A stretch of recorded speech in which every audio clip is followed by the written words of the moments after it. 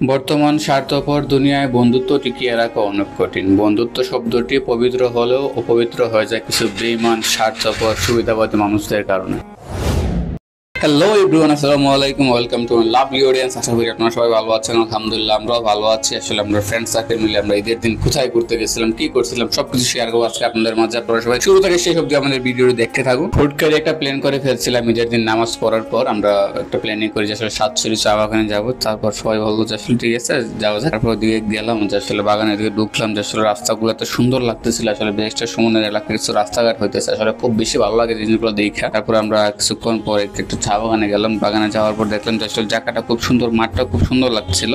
তবে এখানে কিছু মানুষ ছিল, ওদের সাথে দেখা হয়ে আমাদের খুব বেশি একটা ভালো লাগছিল। আড্ডা মাড্ডা দিলাম, দেওয়ার পর ওইদিকে শুধু হালকা নাস্তা করলাম। হালকা নাস্তা করার পর ওই দিক থেকে আমরা আসলে বেরিয়ে আসার চেষ্টা করলাম। ওইদিকে আমার গাড়িটা যেন স্টিয়ারিং একটু সমস্যা দেখা দিচ্ছিল, তাই আমি স্টিয়ারিংটা একটু চেক করতেছিলাম যে জ্বালালে একটু কনফিউশন হচ্ছিল আসলে কি হয়েছে আমাদের গাড়িটা। যদি আমাদের গাড়ির সমস্যা হয় তাহলে তো আমরা এখান থেকে ব্রেক করতে পারবো না। ওদিকে আমরা একটু সামনের দিকে আসা পাইলাম যে আসলে কুশের রস আমাদের খুব ভালো লাগে। ওদিকে সবাই যেহেতু ভাবলাম যে আশেপাশে কোনো দোকান নাই, তাই আমরা এটাই পানির তৃষ্ণা অন্তত একটু মেটাবে, তাই আমরা সবাই তাড়াহুড়া করে হাত মুখ ধুয়ে আমরা আসলে কুশের রস রেডি হইতে একটা লেট হতেছিল। তাই আমরা কি করবো, আর আমরা সবই তুলায় ব্যস্ত হয়ে পড়ছিলাম, কেউ গল্প করায় ব্যস্ত হয়ে পড়ছিল, কেউ মুখ ধোয়াতে ব্যস্ত হয়ে পড়ছিল, কি আর করা, জ্বালালি ওদিকে সেলফি তোলায় ব্যস্ত হয়ে পড়ছিলাম। একটু মুখ ধুইতেছিলাম, আর মুখ এতটা রোদ ছিল আসলে আমি টার পাইতেছিলাম যে আসলে আমার মুখটা পুড়ে যাইতেছে, এত পরিমাণে রোদ ছিল আপনারা দেখতে পারতেছেন। তারপর আমরা এই রোদের মধ্যে বেরিয়ে গেছিলাম ঘুরতে যাওয়ার জন্য। আসলে অনেকদিন ধরে ঘোরাঘুরি হয় না, সবাই সবার কাজকাম নিয়ে ব্যস্ত থাকে, সবাই আসলে ব্যস্ত মানুষ বর্তমানে, সবাই সবার বিবাহিত জীবন পার করতেছে। আসলে এখানে কেউই অবিবাহিত নাই। আসলে আপনারা কেউ ক্রাশ খাবেন না। আবার জালাল দিকে দেখে জালালি ওদিকে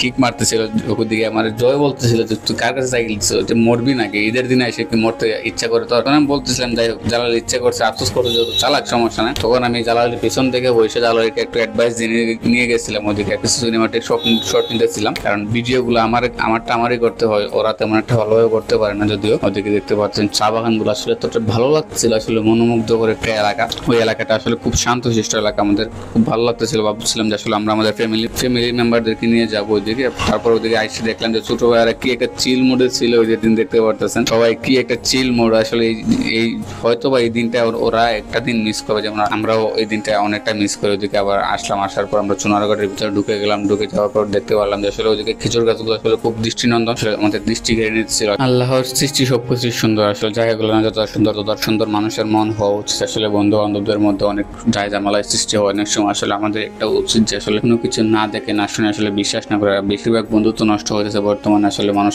না বুঝে না শুনে আসলে অনেক কথাই বলে বন্ধু বান্ধবকে। যদি দেখে একটা বন্ধু বান্ধব আসলে রিলেশনটা ভালো স্ট্রং হয়ে চলতেছে, আসলে ওই স্ট্রংটাকে আসলে মানুষ বাম হাত ঢুকে একবার নর্মাল করার জন্য মানুষ কতদিন না চেষ্টা করে। আসলে বর্তমানে ভালো কাজের সাথে কেউ থাকতে চায় না। আসলে একটা ফ্রেন্ডশিপ, একটা রিলেশন, মানে মায়েদের সাথে রিলেশন করা আছে, ফ্রেন্ডশিপ করা অনেক ভালো। আসলে বর্তমান জামানায় বেস্ট ফ্রেন্ড সবাই হয় না, আর বেস্ট ফ্রেন্ড যে হয় সে তো আর সবার মতন হয় না। আমাদের প্রত্যেকটা বেস্ট ফ্রেন্ডেরই উচিত যে আসলে থার্ড পার্সনদের কথায় কখনো কান না দিয়ে আসলে নিজের